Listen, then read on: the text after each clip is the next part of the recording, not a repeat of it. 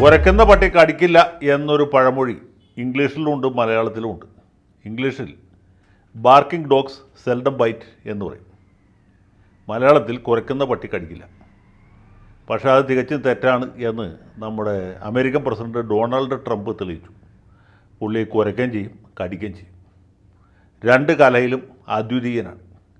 പുള്ളി കുര തുടങ്ങിയിട്ട് കുറച്ചധികം നാളായി.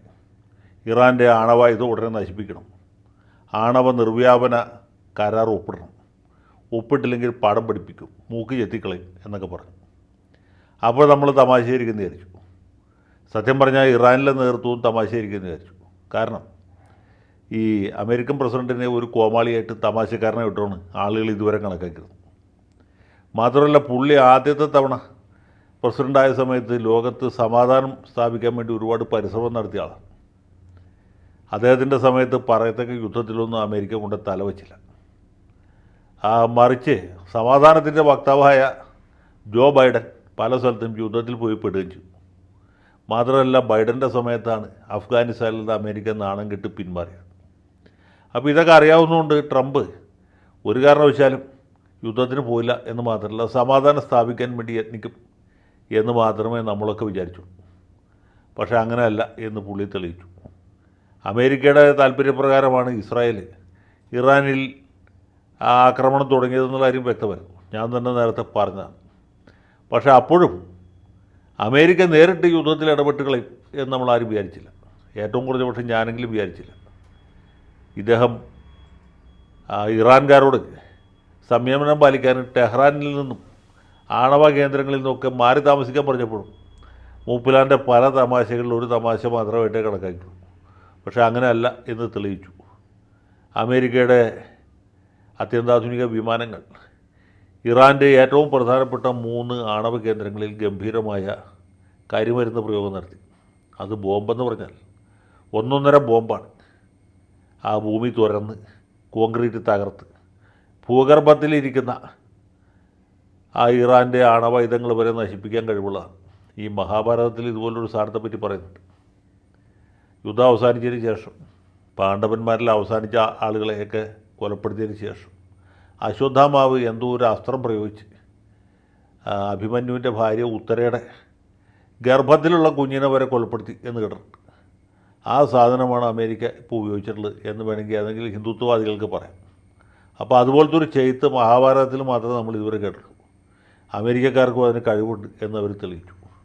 സത്യം പറഞ്ഞ് ഇസ്രായേൽ പ്രധാനമന്ത്രി കോരിത്തരിച്ചുപോയി. പുള്ളി പറഞ്ഞത് അമേരിക്കയുടെ ഈ ധീരമായ നടപടിയെ ഞങ്ങൾ അംഗീകരിക്കുന്നു, ഞങ്ങൾ അവരെ അഭിനന്ദിക്കുന്നു. അവരെ അഭിനന്ദിക്കുന്നു. കാരണം അമേരിക്കയ്ക്ക് മാത്രമേ ഇത് ചെയ്യാൻ കെൽപ്പുള്ളൂ. അമേരിക്ക അത് ചെയ്തു. ഈ ഓപ്പറേഷൻ റൈസിംഗ് ലയൺ എന്ന് പറഞ്ഞ് ഞങ്ങളുടെ കലാപരിപാടിക്ക് ഇവരുടെ ഭാഗത്ത് കിട്ടിയ പിന്തുണ വിലമതിക്കാനാവാത്തതാണ് എന്നൊക്കെ പുള്ളി പറഞ്ഞ് എന്ത് കാലത്ത് കേട്ടു. ഏതായാലും ലോകരാജ്യങ്ങളുടെ ഇടയിലൊക്കെ പല അഭിപ്രായങ്ങളുണ്ട്. അമേരിക്കയും ഇറാനും എല്ലാവരും സംയമനം പാലിക്കണം എന്നാണ് സൗദി അറേബ്യ പറഞ്ഞത്. സംയമനത്തിൻ്റെ കുറവ് കൊണ്ട് യുദ്ധം വ്യാപിക്കരുത്. മിക്കവാറും രാജ്യങ്ങളൊക്കെ ഏതാണ്ട് ഈ രീതിയിലാണ് അഭിപ്രായപ്പെട്ടത്. ഉടനെ തന്നെ സമാധാനം പാലിക്കണം എന്ന് പറയുമ്പോഴും ബ്രിട്ടനും ഓസ്ട്രേലിയയും ന്യൂസിലൻഡൊക്കെ പറയുന്നത് ഇറാൻ്റെ ഈ ആണവായുധം എന്ന് പറഞ്ഞാൽ ലോക സമാധാനത്തിന് ഭയങ്കരമായ ഒരു പ്രതിസന്ധിയാണ്, ഒരു വൈതരണിയാണ് സൃഷ്ടിച്ചിട്ടുള്ളത്. അപ്പോൾ അതുകൊണ്ടാണ് ഇങ്ങനെ ഒരു അതിക്രമം അനിവാര്യമായി തീർന്നത് എന്നാണ് അവർ പറയുന്നത്. അതിൻ്റെ ശരി തെറ്റുകളെക്കുറിച്ചോ അധാർമികതകളെക്കുറിച്ചോ ഒന്നും നമ്മൾ പറയുന്നതിൽ കാര്യമില്ല. കാരണം ഈ കാര്യങ്ങളിലൊക്കെ മൈറ്റ് ഈസ് റൈറ്റ് എന്ന് പറയാം. കയ്യൂക്കുള്ളവൻ കാര്യക്കാരൻ. അപ്പോൾ അതുകൊണ്ട് കയ്യൂക്കുള്ളവൻ അമേരിക്കയാണ്. അമേരിക്ക പറയുന്നത് തെറ്റാണെന്ന് പറയാനായിട്ട് വളരെ കുറച്ച് രാജ്യങ്ങളുള്ളൂ. ഹമാസ് പറഞ്ഞിട്ടുണ്ട്, ഹൂതികൾ പറഞ്ഞിട്ടുണ്ട്, തുർക്കിയും ഏതാണ്ട് മുക്കിമൂളിയൊക്കെ ഈ രീതിയിൽ പറഞ്ഞിട്ടുണ്ട്. പിന്നെ വെനിസ്വേല, ഗോട്ടിമാല, അങ്ങനെയൊക്കെയുള്ള ചില രാജ്യങ്ങൾ, ചിലി, ഇവരൊക്കെ പറഞ്ഞിട്ടുണ്ട്. പിന്നെ നമ്മുടെ സഖാവ് MA ബേബി, മാർക്സിസ്റ്റ് പാർട്ടിയുടെ പോളിറ്റ് ബ്യൂറോ, ഇവരൊക്കെ അമേരിക്കയുടെ അതിക്രമത്തെ ശക്തമായി അപലപിച്ചിട്ടുണ്ട്. ഇപ്പോൾ അവർ അമേരിക്ക നല്ല കാര്യം ചെയ്താലും അപലപിക്കും. അവർ അമേരിക്ക ബോംബാക്രമണം നടത്തിയാലും അപലപിക്കും, അത്രേ ഉള്ളൂ. പിന്നെ ഇവരെത്ര അപലപിച്ചാലും അമേരിക്ക ഇതൊന്നും ഗൗനിക്കില്ല എന്നുള്ള വേറെ കാര്യം. അതിപ്പോൾ ചിലി അപലപിച്ചാലും അതുപോലെ ക്യൂബ അപലപിച്ചാലും മാർക്സിസ്റ്റ് പാർട്ടിയുടെ പോളിറ്റ് ബ്യൂറോ അപലപിച്ചാലും അഡ്വക്കേറ്റ് ജയശങ്കർ അപലപിച്ചാലും അമേരിക്കയ്ക്ക് പുല്ലാണ്. പണ്ട് ഞാൻ സ്കൂളിൽ പഠിക്കുന്ന സമയത്താണ് 1972 നവംബർ എന്ന് വിചാരിച്ചു. അന്നാണ് നെടുമ്പാശ്ശേരി ഹൈസ്കൂൾ പാർലമെൻറ്റ് വിയറ്റ്നാം യുദ്ധത്തിൽ നിന്ന് അമേരിക്ക പിന്മാറണം എന്ന് പ്രമേയം പാസ്സാക്കിയത്. ആ പ്രമേയം കണ്ട് പ്രസിഡന്റ് നിക്സന് പനി പിടിച്ചു എന്നാണ് അന്നത്തെ കേൾവി. ഹെൻറി കിസിംഗർ പേടിച്ച് പറിച്ചു പോയി. കാരണം ആരാ ആവശ്യപ്പെട്ടത്? നെടുമ്പാശ്ശേരി ഹൈസ്കൂൾ പാർലമെൻറ്റാണ്. എന്ന് പറഞ്ഞ പോലെയാണ് മാർക്സിസ്റ്റ് പാർട്ടിയുടെ പോളിറ്റ് ബ്യൂറോ ആവശ്യപ്പെടുന്നത്. അമേരിക്കയുടെ യുദ്ധ പരിശ്രമത്തെ ഞങ്ങൾ അപലപിക്കുന്നു. ഇറാൻ്റെ പരമാധികാരവും ഭൂപരമായ ഐക്യവും സംരക്ഷിക്കാൻ പാർട്ടി പ്രതിജ്ഞാബദ്ധമാണ് എന്ന് പറഞ്ഞിട്ടുണ്ട്. പക്ഷേ അതുകൊണ്ടൊന്നും ഒരു ഫലമില്ല. അമേരിക്കയ്ക്ക് ആണ് ശക്തി. അങ്ങനെ അമേരിക്കയുടെ ഒരു വലിയ കടന്നുകയറ്റം ഇറാന് നേരെ ഉണ്ടാകുകയാണ്. ഇന്ത്യയുടെ ഒരു സുഹൃത്താണ് ഇറാൻ. ഇറാനോട് ഇന്ത്യക്കാരായ നമുക്ക് എല്ലാവർക്കും സവിശേഷമായൊരു സ്നേഹമുണ്ട്. മാത്രമല്ല ലോകത്ത് തന്നെ ഏറ്റവും പഴക്കമേറിയ ഒരു സംസ്കാരമാണ് ഇറാൻ്റേത്. അറബികളുടെ പോലെയല്ല, പേർഷ്യയ്ക്ക് വലിയ ഗംഭീരമായ ഒരു സാംസ്കാരിക പാരമ്പര്യവും പൈതൃകവും ഉണ്ട്. അതിൻ്റെ ഒരു പ്രതിനിധിയായിരുന്നു ഈ സ്ഥാനപ്രശ്നമാക്കപ്പെട്ട മുഹമ്മദ് റേസ ഷാ പഹ്ലവി.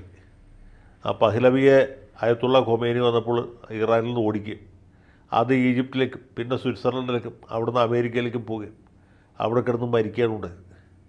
അദ്ദേഹത്തിൻ്റെ മകൻ ഇപ്പോഴുണ്ട്, കിരീടാവകാശിയായ റേസ ഷാ പഹ്ലവി. പുള്ളി ഇനിയിപ്പോൾ അമേരിക്കയുടെ താല്പര്യപ്രകാരം ടെഹ്റാനിലേക്ക് തിരിച്ചു വരുമോ, അവിടുത്തെ രാജഭരണം പുനഃസ്ഥാപിക്കുമെന്ന് നമുക്കറിയില്ല. ഈ പഹ്ലവിയുടെ മൂത്ത മകൾ നൂർ ഒരു പൗരാവകാശ പ്രവർത്തകയാണ്. ഇറാനിലെ സ്ത്രീകളുടെയും കുട്ടികളുടെയൊക്കെ ക്ഷേമത്തിന് വേണ്ടി പ്രവർത്തിക്കുന്ന ഒരു യുവതിയാണ്. നൂറിൻ്റെ സഹോദരി ഇമാൻ കഴിഞ്ഞ ദിവസമാണ് ഒരു അമേരിക്കൻ യഹൂദനെ കല്യാണം നടന്നത് ന്യൂയോർക്കിൽ വെച്ചാണ്. സിവിൽ മാരേജ് ന്യൂയോർക്കിൽ വെച്ച് നടന്നു.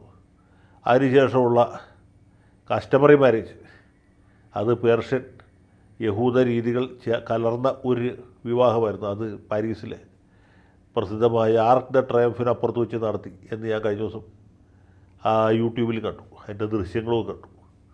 അപ്പോൾ അങ്ങനെ ഒരു കാര്യത്തേക്ക് പോയിക്കൊണ്ടിരിക്കുകയാണ്. ഇപ്പോൾ അമേരിക്കൻ യഹൂദന്മാരാണ് പഹ്ലവിയുടെ കുടുംബത്തിൽ പോലും വന്ന് കയറിയിട്ടുള്ളത്. അയാളുടെ കാലുപറക്കത്തുണ്ടാകുന്ന തോന്നുന്നു. അമേരിക്ക ഇതുപോലെ ഈ ഭൂമിക്ക് അടിയിലുള്ള സാധനങ്ങളെ തകർക്കുന്ന മിസൈലുകൾ പോലും ഉപയോഗിച്ചത് എന്ന് വിചാരിക്കാൻ കാരണമുണ്ട്. ഏതായാലും കരിമരുന്ന് പ്രയോഗം ഗംഭീരമായി. ഇനി ഇറാൻ്റെ തിരിച്ചടിയും തുടങ്ങിക്കഴിഞ്ഞു. ഇറാൻ തിരിച്ചടിക്കുന്നത് അമേരിക്കയിൽ പോയി ബോംബിടാൻ നിർത്തിയില്ല. വാഷിങ്ടണിലോ ന്യൂയോർക്കിലോ സാൻ ഫ്രാൻസിസ്കോയിലൊക്കെ ബോംബിടണം എന്ന് ഇറാൻ ആഗ്രഹമുണ്ട്.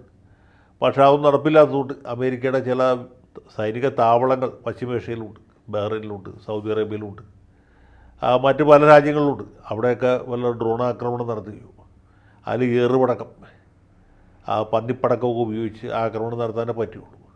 പിന്നെ ഇസ്രായേലിലേക്ക് ഡ്രോണുകൾ അയക്കാം, മിസൈലുകൾ അയക്കാം. അതിനപ്പുറത്തൊന്നും ഇറാനെ കൊണ്ട് കൂട്ടിയാൽ കൂടില്ല. അപ്പോൾ അങ്ങനെ ഇറാൻ അവർക്ക് പറ്റുന്ന രീതിയിൽ ലാത്തിരി പൂത്തിരി കമ്പിത്തിരിയൊക്കെ ഉപയോഗിച്ച് അമേരിക്കൻ താവളങ്ങൾക്ക് നേരെ ആക്രമണം നടത്തുകയാണ്. അതിനിടയ്ക്ക് ആയത്തുള്ള ജീവനും കൊണ്ട് ബംഗറിലേക്ക് പോയി എന്ന് പറയുന്നവരുണ്ട്. അതല്ല, പുള്ളി യമനിലേക്ക് കടന്നു കളഞ്ഞു എന്ന് വിചാരിക്കുന്നവരുണ്ട്. അതുമല്ല, പുള്ളി റഷ്യയിലേക്ക് പോയി എന്ന് വിചാരിക്കുന്നവരുമുണ്ട്. റഷ്യയിലേക്ക് പോകാനാണ് കൂടുതൽ സാധ്യത. കാരണം അമേരിക്കക്കാർ വേറെ എവിടെ ചെന്ന് ആക്രമിച്ചാലും റഷ്യയിൽ പോയി ആക്രമിക്കില്ല. ഈ സുഗ്രീവൻ ബാലിയെ പേടിച്ച് റഷ്യ മൂകാജലത്തിൽ പോയി എന്ന് കേട്ടിട്ടുണ്ട്. അതുപോലെ ഇറാനെ സംബന്ധിച്ചിടത്തോളം ഈ റഷ്യ മൂകാജലത്തിന് തുല്യമായിട്ടുള്ള സ്ഥലമാണ് മോസ്കോ. അവിടെ പോയി ഒളിവിൽ കഴിയുകയാണ് എന്ന് കേൾക്കും. ഏതായാലും അയത്തുള്ളക്ക് ഈ വയസ്സുകാലത്ത് ഇതൊക്കെ കാണുകയും കേൾക്കുക അനുഭവിക്കുകയൊക്കെ ചെയ്യേണ്ടി വന്നു. നമുക്കൊക്കെ ദുഃഖമുണ്ട്. പക്ഷേ അതിനപ്പുറത്ത് വേറെ പിന്തുണയൊന്നും ഒരു സ്ഥലത്തും കിട്ടിയിട്ടില്ല.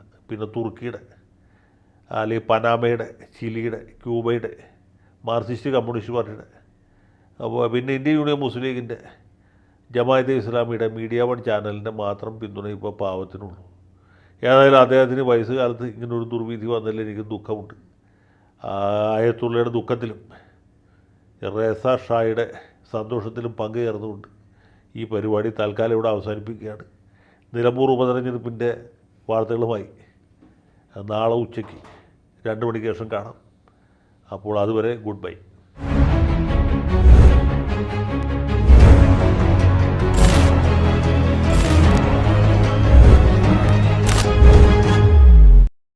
കൂടുതൽ വാർത്തകളും വിശേഷങ്ങളും നിങ്ങളിലേക്ക് എത്താൻ ABC മലയാളം സബ്സ്ക്രൈബ് ചെയ്യുക, ബെൽബട്ടനും അമർത്തുക.